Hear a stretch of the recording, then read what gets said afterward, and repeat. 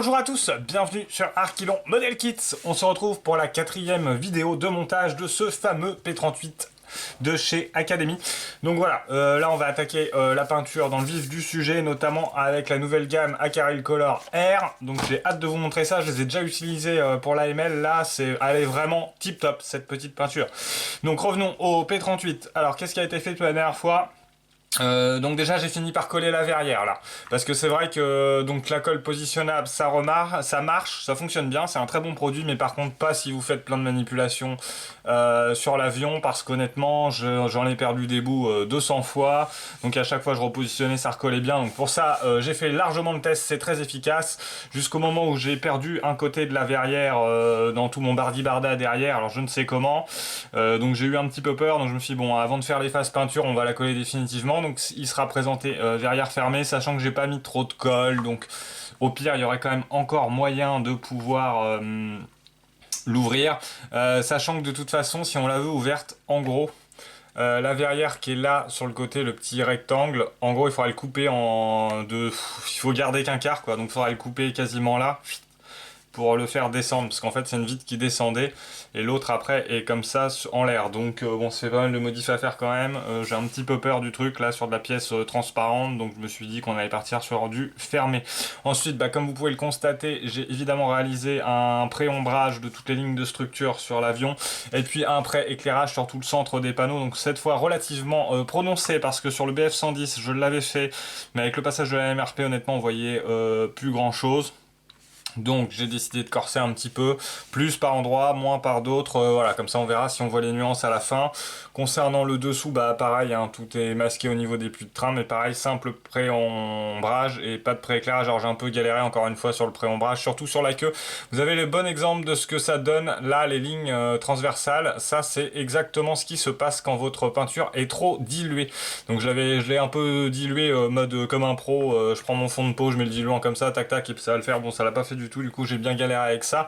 J'avais acheté une tête Finline aussi, mais alors je sais pas si la peinture trop diluée plus le Finline, enfin bref ça allait pas, donc je suis revenu sur une buse normale, et puis j'ai fait mon petit mélange avec des petites pipettes, et puis ça s'est beaucoup mieux passé pour le reste, et notamment le dessous. Mais bon voilà, hein, le pré-ombrage c'est pas très grave, hein, puisque je vous rappelle que de toute façon on va repasser toute la couche de peinture par dessus. Donc s'il faut, on le verra plus, bon, ce qui n'est pas le but, hein. Le but c'est quand même de le voir, mais s'il y a de grosses erreurs, c'est là si j'avais fait un trait comme ça en travers, c'est toujours rattrapable et masquable. Donc voilà, et puis j'ai mis de la pâte à fixe partout autour de l'avion. Pourquoi? Parce que c'est un camouflage biton, et on a le gris, le neutral gris là qui va remonter un petit peu sur les côtés.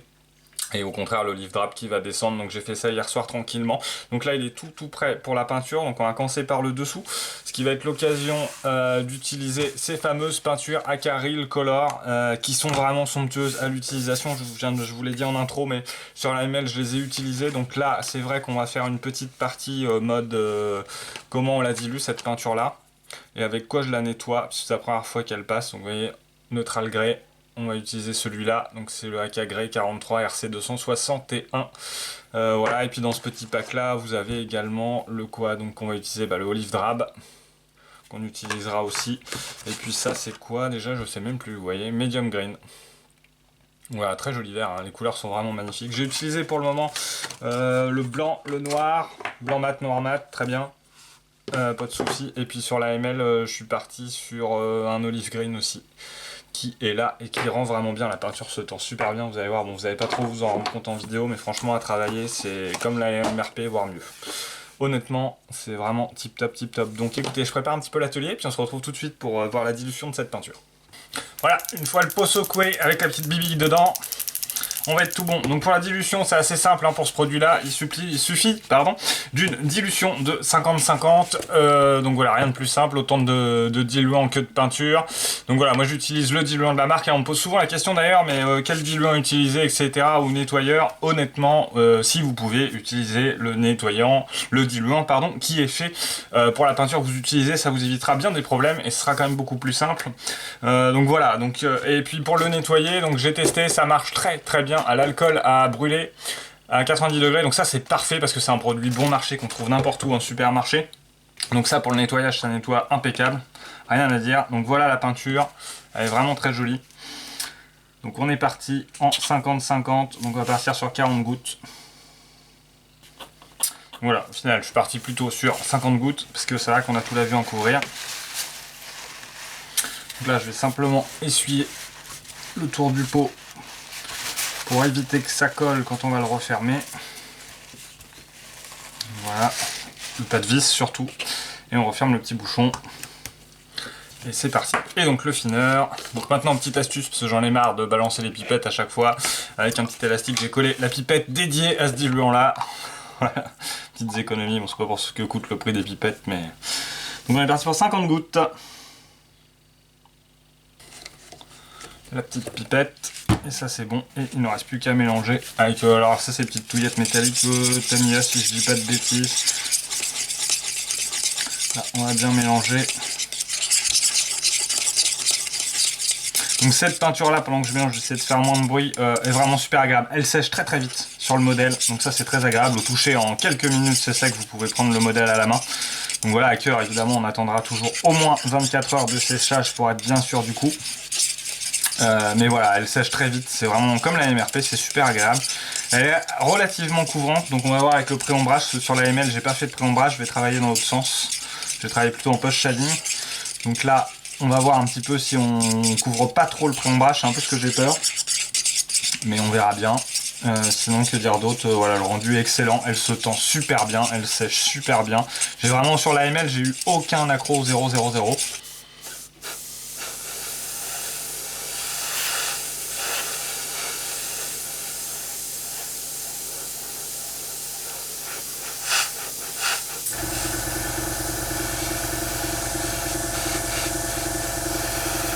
Ah, c'est pas évident, hein, parce que là du coup on peint du gris sur du gris.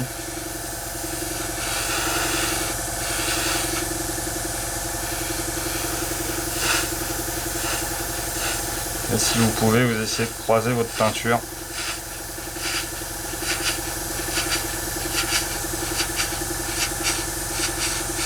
Voilà, je vais m'arrêter là pour cette aile là, vous voyez elle est quand même devenue plus claire que l'autre. Et puis je vais avancer comme ça, petit à petit. Allez, musique. Alors vous voyez, avant la musique, là par exemple, j'ai trop appuyé. Et donc ça a tendance, voilà, on voit qu'il y a quand même une petite surcouche de peinture, ça sera le rendu final. Mais du coup là c'est pas grave, hein. Ça va sécher très vite, on repasse juste pas dessus. Vous pouvez même sécher comme ça en voyant juste de l'air. Elle se tend tellement bien et tellement vite que voilà, il n'y paraît déjà plus. Allez, cette fois la musique.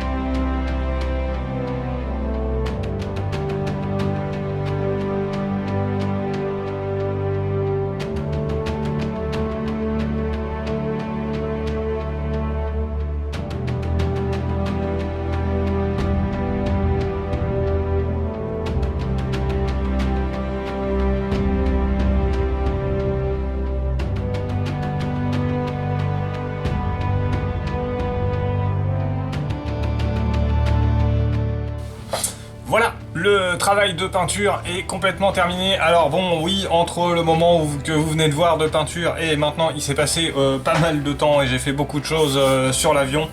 Parce que là on arrive quand même pas très loin de la fin de ce fameux GB4, hein. Il se termine le 15 juin, donc il me reste pile poil une semaine à compter d'aujourd'hui pour le terminer, donc j'ai dû rusher un peu là, et puis il y a des passages que j'avais cru filmer et que j'ai pas filmé, donc bon, tant pis, on va refaire un débrief un petit peu d'où j'en suis là. Donc déjà voici l'avion où il en est, donc là il est avec sa couche de vernis brillant, le peu de décal posé a été posé. Donc voilà, pour la peinture, elle est vraiment très sympa, hein. Aquarelle color, pas de souci. On va faire un petit point là-dessus aussi. Donc on voit encore un petit peu le pré-ombrage, mais c'est aussi parce que je fais du post shading.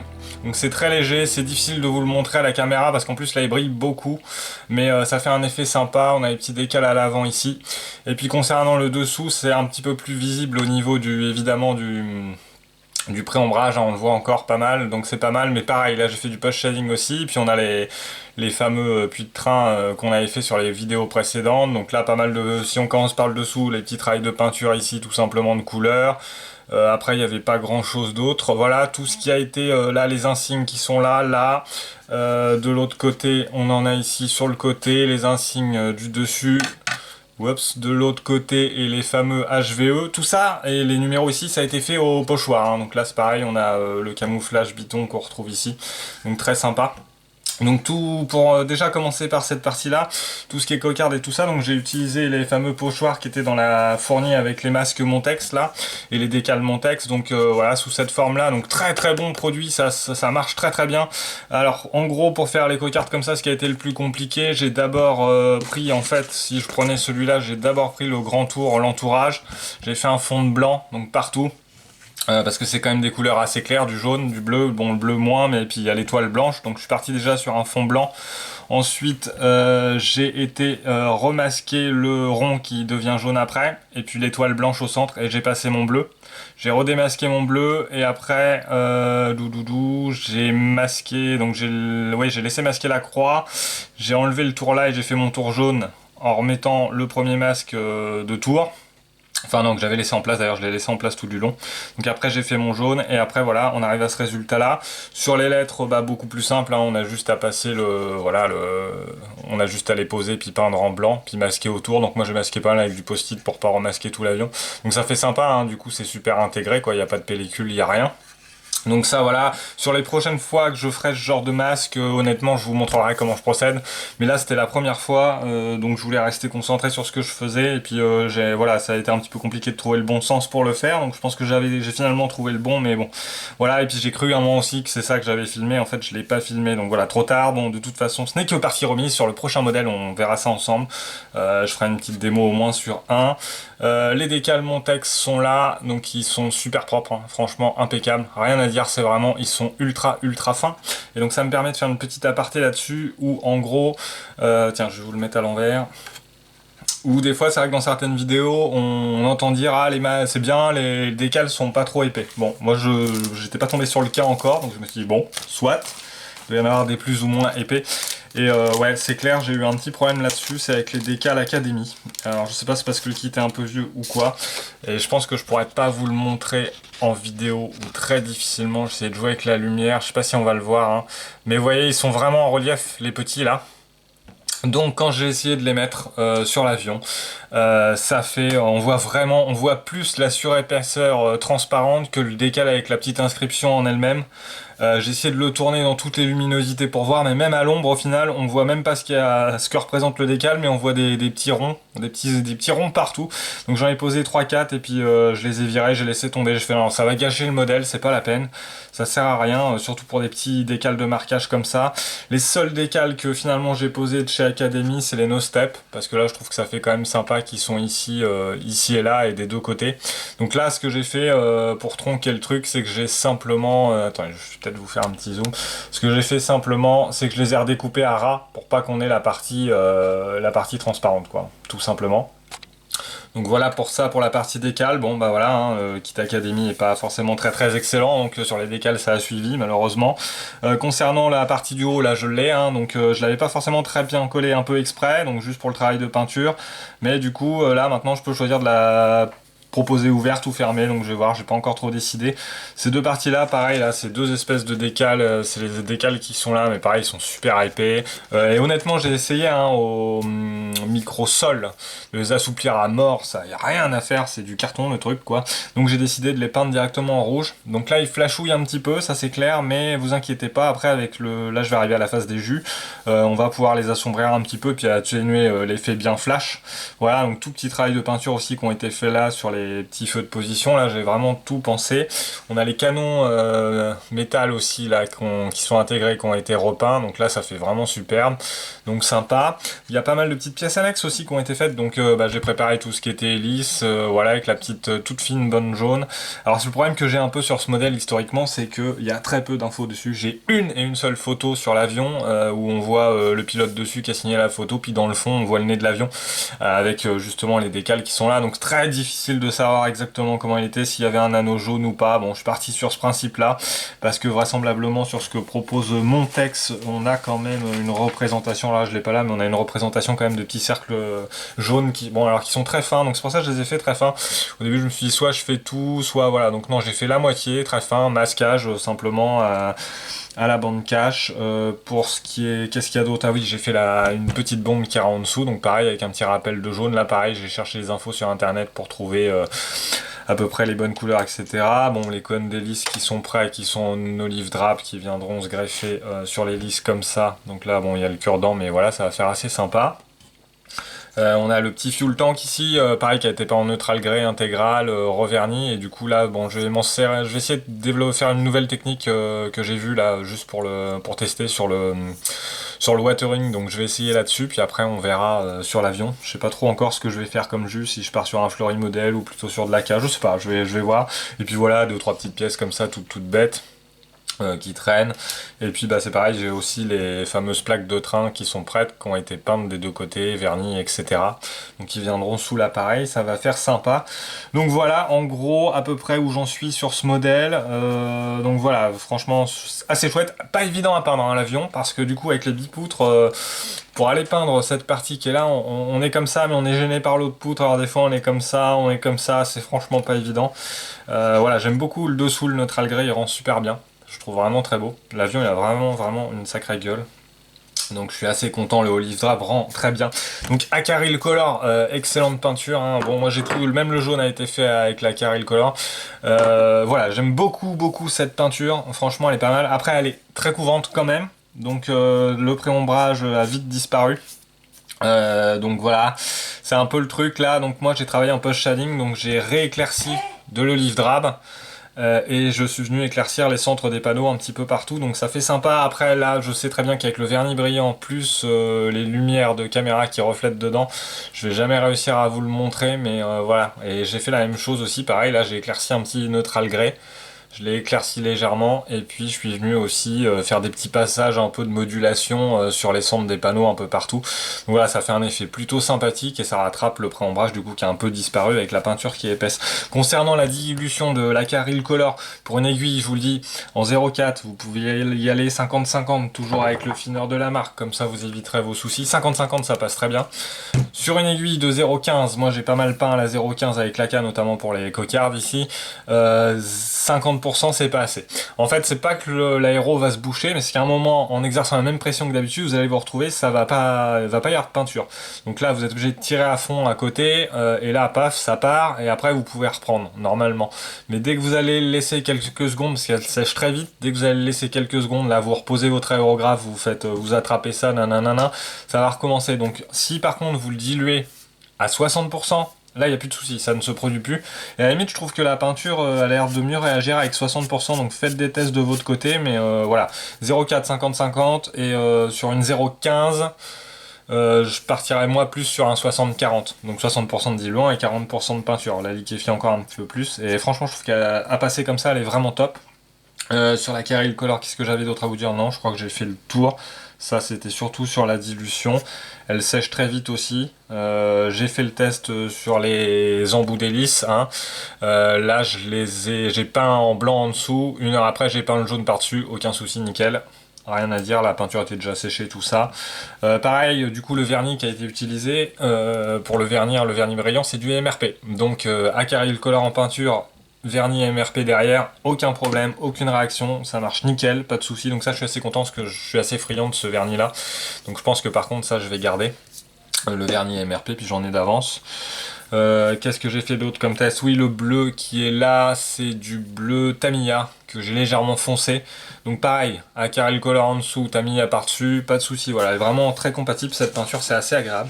Donc voilà, écoutez les amis, je pense que j'ai fait un petit peu le tour de tout ce que j'avais à vous dire. Donc ça sera une vidéo quand même qui aura été consacrée uniquement à la peinture du modèle et pas mal d'explications. Puis aussi pour moi la grande découverte de ces Acrylic Color R.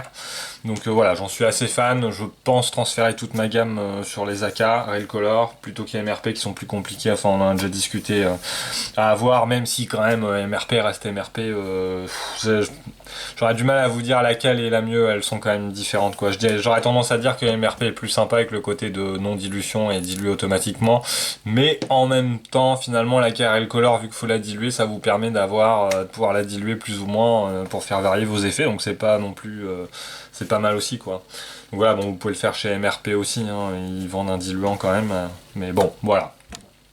Donc voilà, écoutez, sur ce, je suis désolé, elle aurait été un peu longue à venir, je crois qu'il y a plus d'un mois entre celle-là et celle d'avant, mais rassurez-vous, la vidéo finale, vous l'aurez avant, donc maintenant le 15 juin, donc là je fais un gros rush, je vais faire un gros rush dessus, hein, je vais y passer toutes mes soirées, je veux absolument qu'il soit terminé pour ce GB4, parce que bah voilà, je me suis engagé, et donc la moindre des choses, c'est que pour les gens qui organisent ça, il faut essayer d'aller au bout au maximum, donc il sera absolument fini, hein, tant pis, j'irai pas travailler, je trouverai quelque chose, mais il sera fini, bon là il me reste pas grand chose honnêtement, on va attaquer la phase de jus watering, c'est pas, puis la finalité de l'assemblage, voilà, c'est pas très très long. Donc voilà, sur ce les amis, j'ai pris encore pas mal de pieds à utiliser cette peinture Acrylic Color, et sur cet avion, voilà, c'est vraiment du bonheur quand même. Donc voilà, je vous souhaite plein de bonnes choses, maquettez bien, portez-vous bien, à la prochaine.